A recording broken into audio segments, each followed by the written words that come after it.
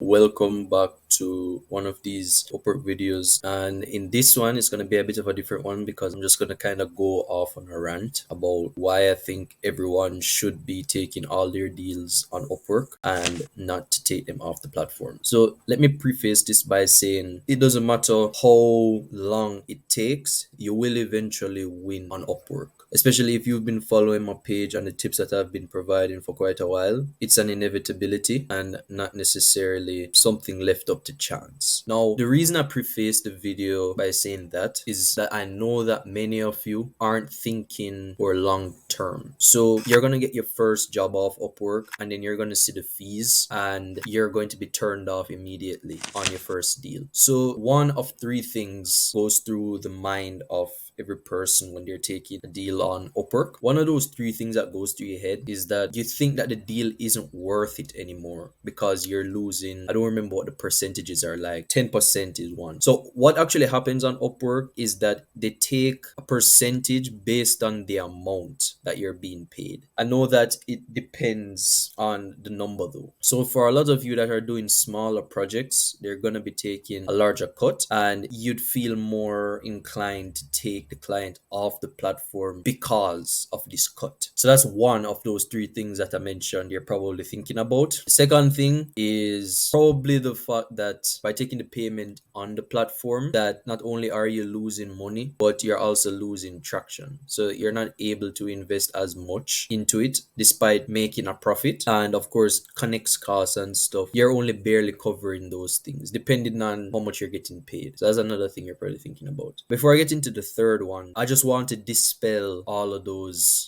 notions ahead of time, because one of the most positive ROI things that you can do on this platform is to actually take most, if not all, of your deals on it. And I'm going to explain why, but this is just a matter of thinking progressively and not necessarily in the short term. So for this case, I'm going to use one of my clients' Upwork pages. This is John Prince, and as you can see by the title, he's an email copywriter, specifically Clayview for e-commerce brands. So as you can see by his earnings, he has a little over 90k and he should break past 100k by the end of this month. If not the end of this month, then the following one. So he's pretty experienced by Upwork standards. And the reason he was able to reach this number is because almost all of the deals that he took were on Upwork. He didn't move them off Upwork. He wanted at least 1 to 2 months paying him on Upwork in order to further boost this figure. And what that does for you is that it serves as a form of social proof on and off the platform. So it's one thing for me to jump on Twitter and say, I've earned over 60k for my clients just using Upwork. If I didn't have these video testimonials or these screenshots or my top rated badge on Upwork, whatever it is, then would you believe me? Because it's a bold claim to make, making that much money for someone. And let's say that I didn't have as many followers as I do now. Would you believe me? Probably not. So that's the first reason why it's imperative you at least pass the 10k mark in earnings on Upwork, because it shows proof that one, the money that you're getting is legit.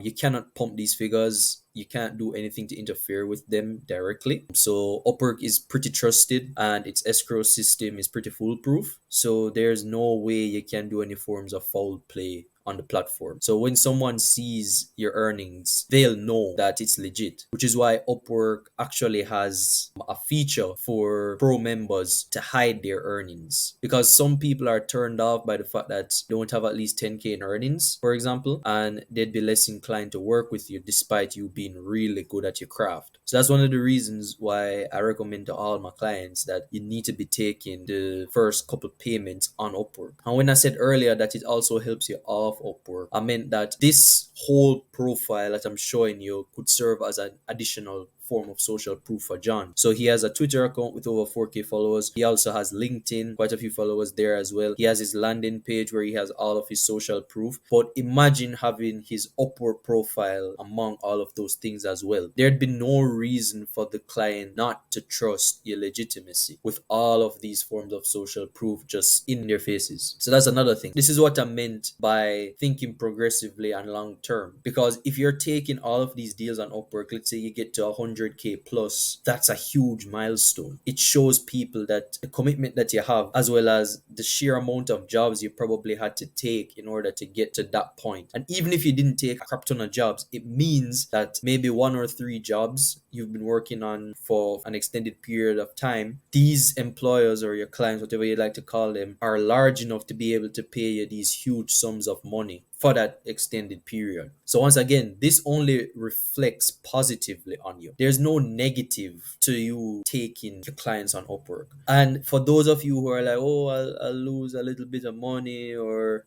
you want the extra $50. Come on, bro, grow up.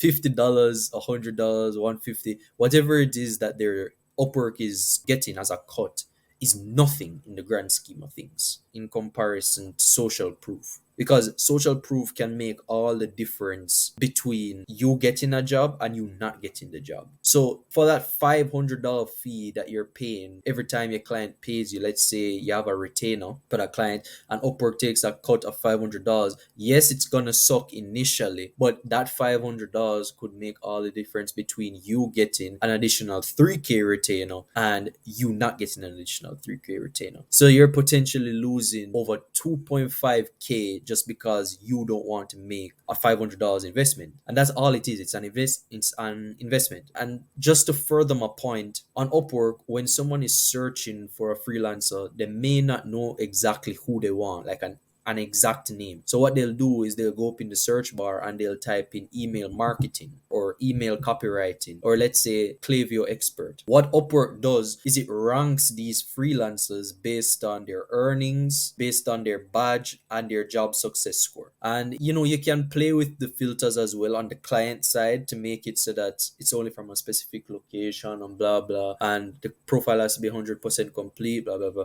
Yeah, you have those filters, but I would recommend most clients don't do anything as specific as that. So you're just going based on earnings, your badge, and your job success score. So based on John's profile alone, he's already in the top 5 or top 1% of freelancers on the platform that does Klaviyo email marketing. Thus, he'd be ranked pretty highly on the page, which would increase the chances whereby he'd get hired or invited to apply for a job, which is an inbound lead on Upwork. So these are the things that you need to take into account whenever you're deciding whether to take a client on or off the platform. So I 100% recommend that you keep them on the platform, especially if the fee isn't as gargantuan as, let's say, $700, $1,000. Like if you're losing that much money every month, then you should probably communicate to the client this issue that you're having, and they'd be more than willing, at least in my experience, to take you off the platform. Another reason, and you should always communicate with the client, by the way. Never assume that it's okay to do something. Communicate with them, because this 100% job success score that John has is due to his communication skills, client, which is paramount. You need to make the client like you, right? So you don't want to be an the client a donkey. You need to be able to communicate with them. So that's something else that you need to take into account. If you're going to take them off the platform, it cannot be immediate, right? You need to build that trust with them first, and you basically asking them to use your credit card to pay an invoice. It's not something that someone would want to engage in immediately. So that's why I recommend the first 1 to 2 months, just the fee and stay on Upwork. Even if it's a huge fee, just the fee. After that period, you go to the client, you speak to them, you say, okay, I'm losing a lot of money from this. Can we move over to this as a means of payment method? I'd guarantee you, if you're not an 90% of clients will agree and the problem would be solved. So you would have gotten those 2K in earnings, and you'd have passed the period in which you'd be working for the client long enough to then request a testimonial from them, or a review in this case. So the period is actually a 1 month period, which is why I recommend keeping them on for the month, and then they can write a review just like these for John, in John's case, right? So that's another reason, because you want a positive review from every single one of your clients, so that every single job has a corresponding 5-star review. Like, these things are worth way more than whatever fee you're going to pay, because as long as your account doesn't get banned, you'll have it forever, and you can always come back to Upwork if you're ever in dire straits. So for example, let's say, God forbid, John stops his agency, goes on a hiatus, and then comes back, but he has no cash flow anymore. He'll still have his Upwork profile just waiting for him to apply to any job. And there's no way he's not going to be successful because one, he already has the experience in applying to these jobs. Two, he's not just going to lose his copywriting skills overnight. Three, his account is going to have over 100K in earnings. He's still going to have his job success score. He's still going to have his total jobs there, total hours, and he's still going to have just his profile in general. So he'll always be able to come back and see the same results just because he's built his profile to this level where clients are sold just from his profile. So this is why you guys need to start thinking long term, and it's not just about the money, it's about what you can build. And as an entrepreneur, you know that building is ingrained in every one of us, because you know that the more you build, whether it's a personal brand, whether it's a website, whether it's just the business as a whole, you know that it's through building these things that you'll get more money. So I hope you guys learned something here. I hope this incentivizes you to take clients on the platform, and just happy sending, guys. See you next week.